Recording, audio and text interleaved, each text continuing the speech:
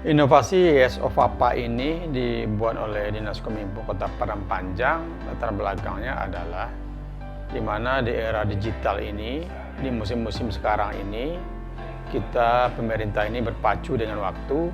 Sedemikian banyaknya kegiatan-kegiatan yang dilakukan oleh pemerintah dan sedemikian banyaknya dinamika-dinamika yang terjadi di tengah masyarakat.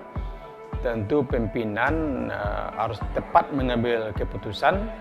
Maka tidak mungkin pimpinan akan memeriksa seluruh pelosok Kota Padang Panjang dalam waktu yang singkat.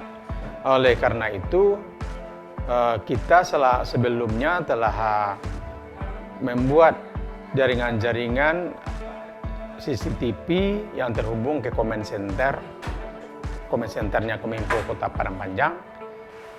Dan tidak mungkin juga pimpinan kita, wali kota yang ingin tahu tentang Padang Panjang, dia harus melihat ke comment center setiap hari, akan menyita waktu beliau. Oleh karena itu timbullah inovasi ini yang digagas oleh Kominfo sejak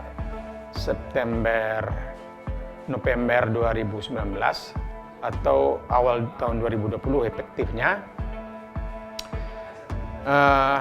Inovasi Yes of Papa ini.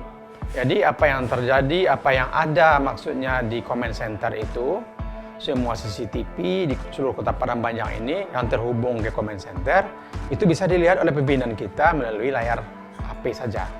Jadi dimanapun Pak Wali Kota atau Wakil Wali Kota berada, dia ingin tahu tentang Kota Padang Panjang, bisa melihat di layar HP-nya saja. Berapa orang yang sakit hari ini, berapa yang sembuh di rumah sakit, berapa angka COVID yang ada, semuanya bisa dilihat oleh pimpinan Kota Padang Panjang melalui layar HP saja.